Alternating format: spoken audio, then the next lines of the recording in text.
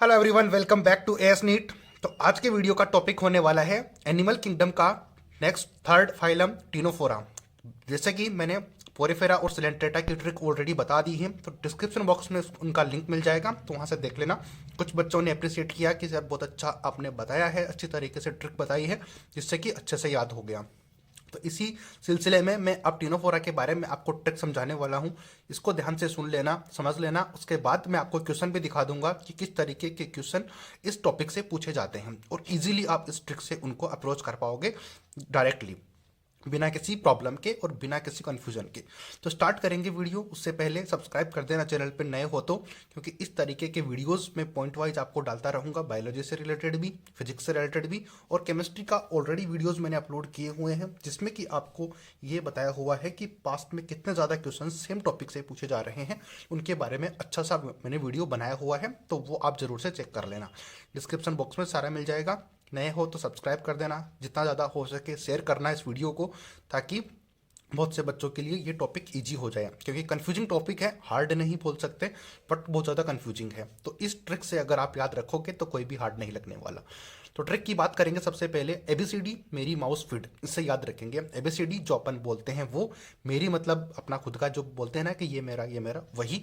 तो एबीसीडी मेरी, फिर माउस चूहा होता है, और फिड या फिर फिदा इसको आप बोल सकते हो, ए आगे लगा लेना। बट मेरे को याद करने में ऐसे ही याद है ये कि एबीसीडी मेरी माउस फिट, इस तरीके से मेरे को याद है। एक दो बार आप इसको रीड करोगे, आपको भी आपके भी पॉइंट पे सेट हो जाएगा, यानी कि आपके भी टंग पे ये सेट हो जाएगा वर्ड, जिससे कि आप फिर भूल नहीं पाओगे। तो जैसे टीनोफोरा का नाम आएगा आपको एकदम याद हो जाएगा।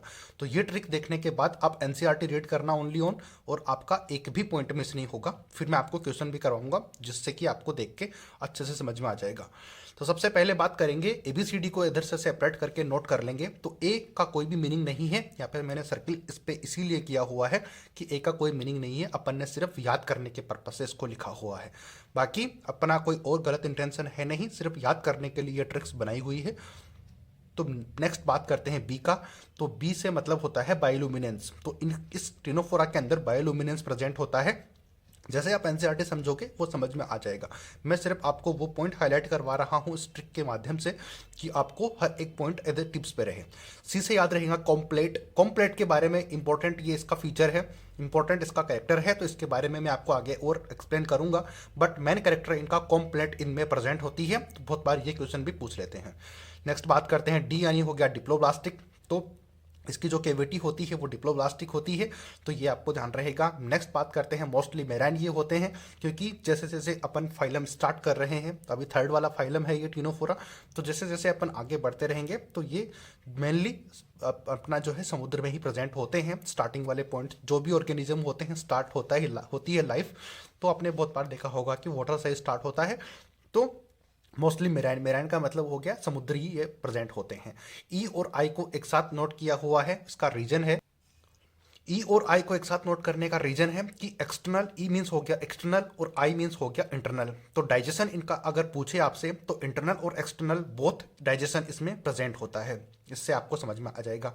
आर की बात करें तो आर मतलब रेडियल, और रेडियल क्या होती है सिमेट्री। तो सिमेट्री की बात करें तो रेडियल सिमेट्री इसमें प्रेजेंट होती है। अभी नेक्स्ट बात करते हैं कुछ और पॉइंट्स की। तो इतना आपको समझ में आ गया होगा, एक बार ये रीड करोगे और फिर एनसीईआरटी आप रीड कर लेना, आपका हर एक पॉइंट सेट हो जाएगा। इसके अलावा एक भी क्वेश्चन बाहर से नहीं जाएगा, मैं क्वेश्चन आपको दिखा दूंगा, जिससे कि आपको समझ में आ जाएगा और अच्छे से। अब एबीसीडी मेरी तो अपन ने कर लिया, अब है माउस और फिड, या फिर इसको मैंने नोट किया हुआ है वो मैं समझा दूंगा एक एक पॉइंट करके। एम का मतलब हो गया, नीचे करेंगे, ऊपर वाला नहीं है वो, नीचे ये एरो गलत लगा हुआ है। नीचे देखो कि एम का मतलब हो गया मेल प्लस फीमेल, दोनों सेपरेट नहीं होते हैं, नॉट सेपरेट, दोनों एक ही में प्रेजेंट होते हैं। तो इसको याद रखने का ये तरीका है। और टीनोफोरा, टीनोफोरा सा एक और ट्रिक से आप याद रखने का, तीनों मतलब तीन, और फोरा, फोरा या फिर छोरा। छोरा आपने नाम सुना होगा डेफिनेटली, लड़कों को छोरा बोलते हैं बहुत से ज़्यादा जिनको पता नहीं है। तो तीनों मीन्स तीनों से याद रखेंगे, और फोरा मतलब छोरा से याद रख लेना। इसकी भी मैं आगे बताऊंगा कि इसका क्या रीजन है ऐसे मैं इनको तोड़ने का भी। तो एम का मतलब हो गया मेल और फीमेल दोनों सेपरेट नहीं होते हैं। ओ और एस डायरेक्ट इनको एक साथ नोट करेंगे, तो एक साथ नोट करेंगे तो मतलब इनमें ओनली सेक्सुअल रिप्रोडक्शन प्रेजेंट होता है। तो अब जो मैंने बताया था थोड़ी देर पहले कि तीनों छोरा, अब छोरे कौन होते हैं? छोरे होते हैं लड़के, और लड़कों में कौन सा सेक्स प्रेजेंट होता है आपको पता होगा कि ओनली सेक्सुअल रिप्रोडक्शन प्रेजेंट होता है, वही कर सकते हैं, एसेक्सुअली तो नहीं कर सकते। इसीलिए मैंने वो बताया था आपको कि तीनों छोरा से याद रखोगे, और जब भी सेक्स की बात आएगी तो वहां पर ओनली सेक्सुअल रिप्रोडक्शन प्रेजेंट होगा। तो ओ और एस से सेक्सुअल रिप्रोडक्शन, यूं का कोई मीनिंग नहीं है, इस पे सर्कल लगा हुआ है।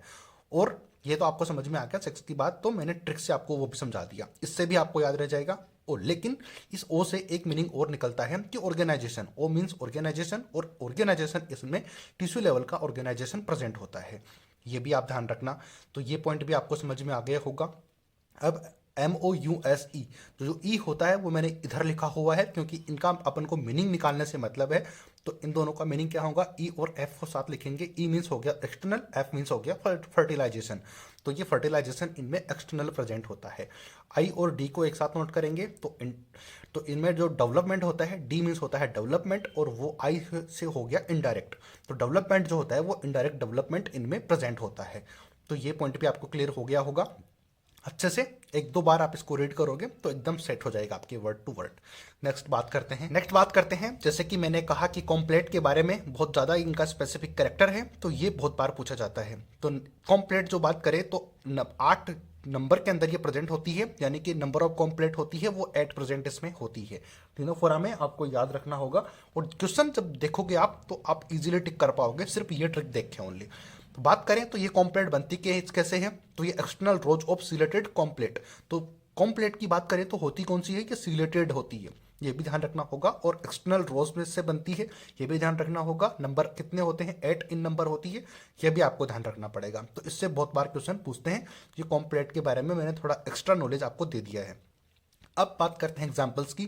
तो एग्जाम्पल्स याद करने का भी तरीका हो गया। अब जैसे कि मैंने आपको बताया था थोड़ी देर पहले कि एक तरीका आप कर सकते हो कि इस जो तीनों फोरा है इसको तोड़ के रख लेना तीनों छोरा से। तो देखो तीनों छोरा के पलटन, यानी कि तीनों छोरा की पलटन होती है ग्रुप बनाना।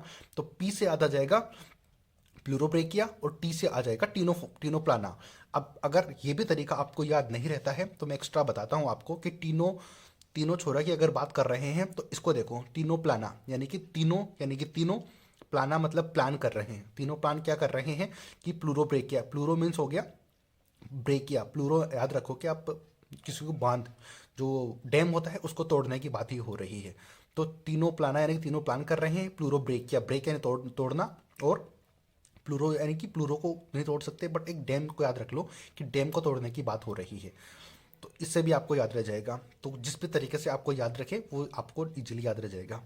ये भी हो सकता है कि तीनों छोरा की पलटन, तो पी से मतलब हो गया ब्लूरोबेकिया, टी से मतलब हो गया टीनो प्लाना, ये भी याद रखोगे। या फिर तीनों प्लान कर रहे हैं डैम को तोड़ने की, तो वो भी आप ध्यान रख सकते हो।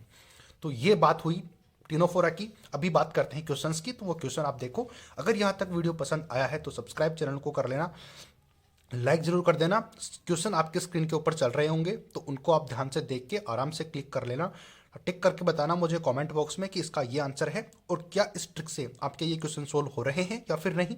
और दुनिया जहान के जितने क्वेश्चन हैं वो आप सोल्व कर लेना नीट के लेवल के। बाकी तो PhD यहाँ पर कर भी नहीं रहे हैं, और उसके बारे में आप मुझसे पूछना भी मत।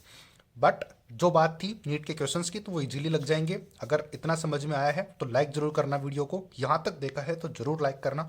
सब्सक्राइब चैनल को जितना ज़्यादा हो सके कर देना। फेसबुक पर भी आप ये वीडियो देख सकते हो, तो उसका लिंक भी डिस्क्रिप्शन में गिवन है, उसको भी जरूर देख लेना। और शेयर जितना ज़्यादा हो सके कर देना। इसी तरीके के वीडियोज़ आपको यहाँ पर मिलते रहेंगे। मिलते हैं नए अपडेट नई वीडियो के साथ, तब तक लाइक शेयर सब्सक्राइब जरूर से जरूर कर देना, और चैनल को अब बात करते हैं क्वेश्चन की। तो फर्स्ट क्वेश्चन है the body of comb jellies bears external rows of comb plate. तो कितनी एक्सटर्नल रोज इसमें प्रेजेंट होती है?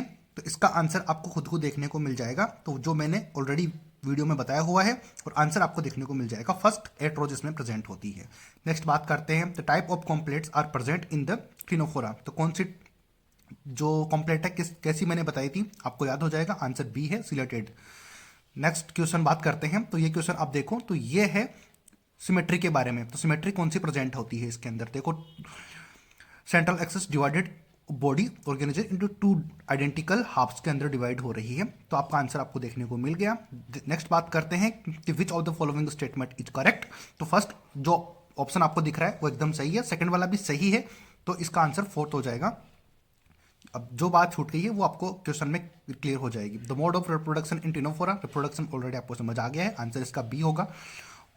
तो ये आपको आंसर भी देखने को मिल रहा है और आप खुद से भी इसको आइडेंटिफाई कर सकते हो अगर आपने पूरा वीडियो देखा है तो। Next question, the digestion of food in Ctenophora is, digestion आपको पता है इंटरनल और एक्सटर्नल दोनों प्रेजेंट होता है, आंसर इसका डी देखने को मिल जाएगा।